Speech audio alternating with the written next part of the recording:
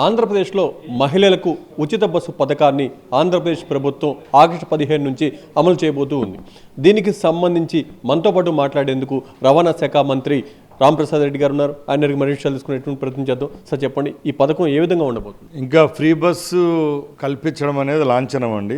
15వ తారీఖు ఆగస్టున ఈ కార్యక్రమాన్ని లాంఛనంగా గౌరవ ముఖ్యమంత్రి గారు ప్రారంభిస్తున్నారు. నేను ముందే చెప్పినట్టు ఉన్న బస్సుల్లో మ్యాక్సిమం ఈ సెగ్మెంట్ ఈ కోవ కిందే వస్తాయి. దానిలలో Palle Velugu, ultra Palle Velugu, city ordinary, అలాగే మెట్రో ఎక్స్ప్రెస్లు కూడా దీంట్లో ఇంక్లూడ్ చేయడం జరిగింది. రాష్ట్ర వ్యాప్తంగా ఈ సౌకర్యం కల్పన జరుగుతుంది. సార్, ముఖ్యంగా దీనికి సంబంధించి బస్సుల కొరతకు సంబంధించి కానీ, ఇదిగా ముఖ్యంగా ఈ ప్రయాణికులకు సంబంధించి కానీ, పురుషులకు కానీ ఇబ్బందికర పరిస్థితులు తలెత్తకుండా ఏ విధంగా చేయబోతున్నారు? ముఖ్యంగా ఏదైనా స్కీమ్ ప్రవేశపెట్టేటప్పుడు ఎక్కడ ఆ స్కీముకు సంబంధించి చిన్న పొరపాట్లు కూడా లేవనెత్తకుండా సంసిద్ధత వ్యక్తం చేయడమే ఈ రాష్ట్ర ప్రభుత్వం యొక్క లక్ష్యం.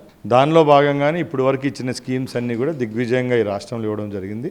ఇప్పుడు ఏదైతే ఈ ఉచిత బస్సు సౌకర్యం కల్పనలో కూడా ముఖ్యంగా ఏపీఎస్ఆర్టీసీ సంబంధించిన బస్ స్టేషన్లు అనుకోండి, బస్ షెల్టర్స్ దగ్గర అక్కడ ఏవైతే వాతావరణం పాజిటివ్ వాతావరణం క్రియేట్ చేయాలో, టాయిలెట్స్ అయితేనే, డ్రింకింగ్ వాటర్ అయితేనే, ఇవన్నిటి మీద కూడా లాస్ట్ 3 నెలల నుంచి కార్యాచరణ జరుగుతూ ఉంది. ఏ విధమైన సమస్యలు లేవనెత్తకుండా ఈ కార్యక్రమాన్ని దిగ్విజయంగా స్టార్ట్ చేస్తాం, ముందుకెళ్తుంది. ఏ కేటగిరీకి సంబంధించినటువంటి బస్సుల్లో మహిళలు ఉచితంగా ప్రయాణించేటువంటి అవకాశం ఉంది? Palle Velugu, ultra Palle Velugu, city ordinary, అలాగే మెట్రో లైనర్ బస్సు. ముఖ్యంగా దీనికి సంబంధించి ప్రభుత్వం మీద పెద్ద ఎత్తున భారం పడుతుంది.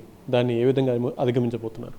ఎంతసేపు ఏ కార్యక్రమం ప్రజలకు అందించినా కూడా ఆ ప్రజల ముఖాల్లో సంతోషం చూడాలనే దృఢ లక్ష్యంతోనే ఈ ప్రభుత్వం పనిచేస్తోంది. గౌరవనీయులు పెద్దలు ముఖ్యమంత్రి గారి ఒక మంచి మనసే ఈ కార్యక్రమాలన్నీ ఈరోజు దిగ్విజయం కావడానికి కారణం. దానిలో భాగంగానే ఈరోజు 1940 కోట్లు ఖర్చు అయినా కూడా ఇది ఒక భారంగా తీసుకోకుండా ఇది ఒక బాధ్యతగా తీసుకొని ముందుకెళ్తున్నాం. ఇది మొత్తంగా చూసుకున్నట్టు ఏదైతే ఎన్నికల సమయంలో చంద్రబాబు నాయుడు మహిళలకు ఇచ్చినటువంటి హామీ మేరకు వారి మొహంలో ఆనందం చూసేందుకే రాష్ట్ర ప్రభుత్వం ముందుకు వెళ్తుంది. భారంగా కాదు, దీనికి సంబంధించి ఏ విధంగా అయినా సరే దీన్ని అమలు చేయాలంటూ కూడా మొదటి నుంచి కూడా కూటమి ప్రభుత్వం గట్టిగా ప్రయత్నాలు చేసింది.